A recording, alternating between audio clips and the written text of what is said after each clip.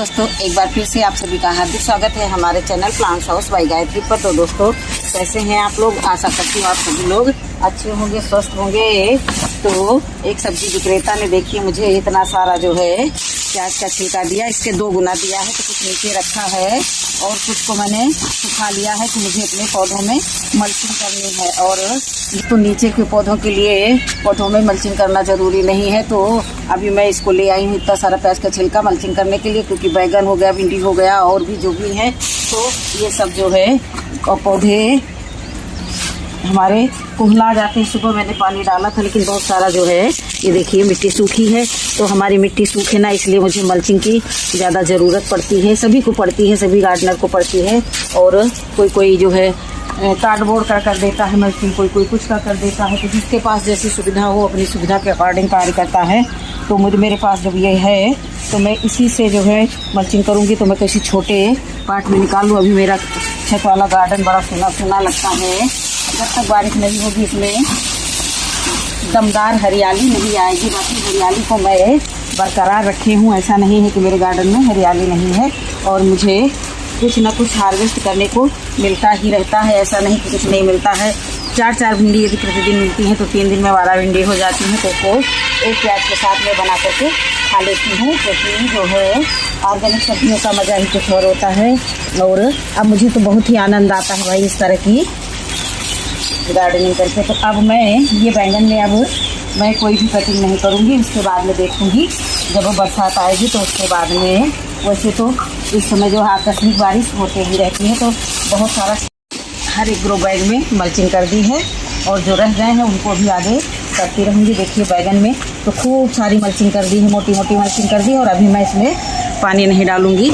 और जिसकी भी पत्तियाँ मुझे कुछ रोगी दोखी दिखती हैं मैं तुरंत उनको हटा देती हूँ, क्योंकि पत्ती के पीछे फंगस लगता है। तो अब नीचे जब ये प्याज पड़ा रहेगा तो उसकी गंध से हानिकारक बैक्टीरिया जो है भागेंगे। नहीं भागेंगे तो उनको भगाने का उपाय हम ढूंढेंगे, क्योंकि अब बहुत दिन हो गए बैगन से जो है इस तरह के रोग दोग भगाते जो है अब बहुत तजुर्बा मिल गया है। तो जो खराब पत्तियां हैं, नीचे की पत्तियां हैं, उनको निकालते चल रहे हैं। और ये देखिए एक लेयर इसमें भी बिछा दी, तो देख सकते हैं ये देखिए। और तपती गर्मी में मई के महीने में ये देखिए इतनी सारी हरियाली है। हरियाली को ही बरकरार रखना बहुत बड़ा कार्य है, बहुत बड़ी जो है एक जिम्मेदारी है। तो देखिए मैंने तो भाई अपने गार्डन में बहुत सारा जो है सब कुछ मेंटेन कर रखा है। अभी हमें फ्रूटिंग मिले या ना मिले, लेकिन हमारे पौधे जब सही सलामत रहेंगे तो एक दिन ये ज़बरदस्त फ्रूटिंग तो करेंगे ही।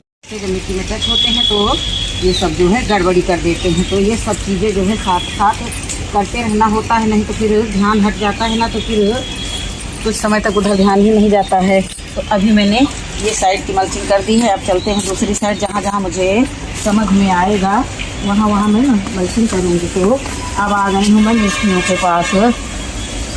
ये देखिए थोड़ा सा कम लेकर के आई हूँ मिर्ची की, देख सकते हैं। ये देखिए ये बम्फर, ये देखिए इधर देखिए, ये देखिए सब मिर्चियाँ लगी हुई हैं। तो अभी इनको रोज़ इनकी देखभाल करती हूँ। तो ये देखिए इस तरह से उठाया और अच्छे से डाल दिया।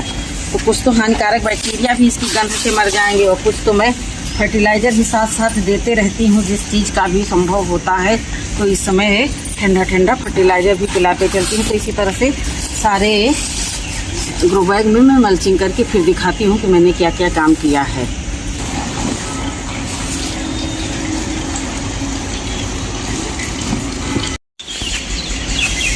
तो दोस्तों देखिए 2-3 दिन पहले मैंने करेले की शिफ्टिंग की थी। और देखिए सुबह मीटिंग में पानी में बिल्कुल मिट्टी हमारी नम थी।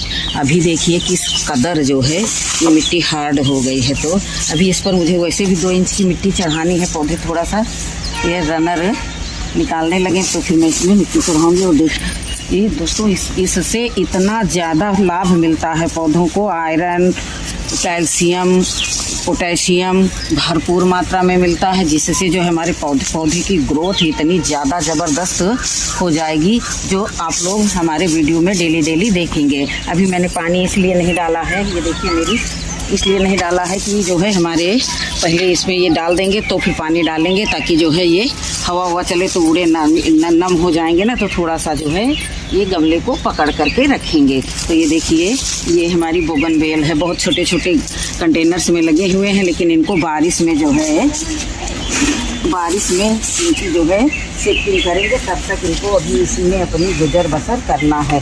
तो थोड़ी थोड़ी एक मुट्ठी के करीब में इसमें भी मल्चिंग किए दे रहे हैं। ये जो मोटी वाली घास होती है बहुत ही ज़्यादा जड़ें पसारती है, तो इसको भी साथ साथ निकालते चलें, और ये घास फूस निकाल देने से जो है पौधों की एनर्जी बरकरार रहती है। तो देखिए इधर भी डाल दिया है बोगनवेल जो है, उधर कुछ है, तो 5 पौधे हैं तो 5 को थोड़ा थोड़ा देना बहुत ज़रूरी है। और अभी बहुत सारा नीचे रखा है तो उसको भी थोड़ा सा बारिश में भीग गया है, तो मुझे सुखाना है।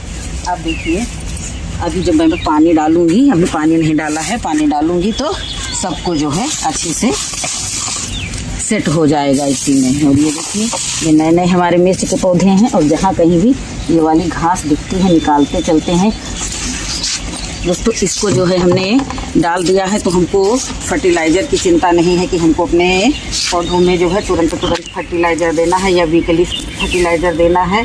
पिछले दिनों मैंने लिक्विड फर्टिलाइज़र डाला था जो काफ़ी पावरफुल था, और कई चीज़ों को मिला करके मैंने बनाया था। तो उसके बाद में अभी ये मैं मल्चिंग कर रही हूँ। तो आज जब मल्चिंग कर रही हूँ तो मैं डेट नोट कर लेती हूँ, क्योंकि मैं भूल जाती हूँ ना, तो इसलिए मैं डेट नोट कर लेती हूँ। अब आज से ठीक 10 या 12 दिन बाद जो है जो कुछ भी मैं इसको खान पान दूंगी इन पौधों को या इस वाली छत पर, तो वो 10 से 12 दिन के बाद दूंगी। क्योंकि जो है पौधे जो है गमले में रहते हैं, सीमित जगह में रहते हैं, तो इनको खुराक की सख्त ज़रूरत रहती है। देखिए घास निकालते चल रहे हैं, और अभी बाद में झाड़ू लगाएंगे तो बहुत सारी मिट्टी को सुखा रहे हैं। अब ये सब जो है सुखा करके जो है इसको कंटेनरों में भर देंगे, और इन्हीं बोरियों को, जब ये गंदी संदी जो बोरियां हैं ये बड़े काम की हैं, फिर इनमें ये से सब भर करके फिर से और अपने गार्डन का, किचन का सब कूड़ा कचरा भर करके सब समेटते चलेंगे। ये देखिए इस कंटेनर में, इसकी तो विशेषता ही बताना भूल गई, इसमें तरोई भी लगी है, इसमें परवल भी लगा है, और इसमें करेला भी लगा है। तो ये देखिए करेले में ग्रोथ बहुत अच्छी है। अभी मैं सोच रही हूँ कि बड़ी बड़ी डंडियाँ ला करके इसमें लगा दूंगी, और पौधे को जो है सपोर्ट मिलता रहेगा। इसमें भी मैंने बहुत सारा फैला दिया है, और भी डालती रहूँगी। तो नीचे की पत्तियाँ भी इसमें की भी साफ सूफ कर दूँगी। क्या करूँ, अब परवल लगाया था पिछले साल का है वो भी, और जहाँ से ब्रांच नीचे को झुकी वहीं से जड़ें छोड़ दी। क्या करना, नहीं फल देंगे, कम से कम हमारे गार्डन में हरियाली तो है। हरियाली से भी बहुत कुछ शरीर को मिलता है। और यहाँ पर 2 गिरगिट रहते हैं 2 गिरगिट रहते हैं। गिरगिट को देख करके मुझे भी डर लगता है, लेकिन मैं जानती हूँ कि मैं इतना ज़्यादा नहीं डरूँगी भाई। तो अब इधर से खिसका करके मैंने जगह बनाई है। तो अभी के प्रभाव से पौधे की जो है ग्रोथ तो बढ़ती है, और पौधे की मिट्टी सूखती नहीं है, हमेशा मिट्टी लंबा नहीं रहती है। बाय द वे आप कहीं गए हैं और पानी देने में थोड़ा देर हो गई है, तो कम से कम पौधों में जीवन बरकरार रहेगा, और पौधे तपती गर्मी में मरेंगे नहीं। तो इसलिए जो है मल्चिंग बहुत ज़रूरी होती है। तो नहीं आपके पास प्याज का छिलका है तो सूखी पत्तियां हैं, कार्डबोर्ड के टुकड़े हैं, जो भी सामान मंगाते हैं, न्यूज़पेपर हैं, कुछ भी डाल करके अपने पौधों की मल्चिंग कर सकते हैं, और पौधों को खास करके जो टेरेस गार्डन पर इन सभी चीज़ों से बचाव कर सकते हैं। तो ठीक है दोस्तों, फिर मिलूंगी अगले वीडियो में। तब तक के लिए नमस्कार, खुश रहें और खुशियाँ बांटें, और गार्डनिंग की ओर एक कदम बढ़ा करके अपनी मेंटल हेल्थ को सुधारें, जैसे कि मैं हूँ।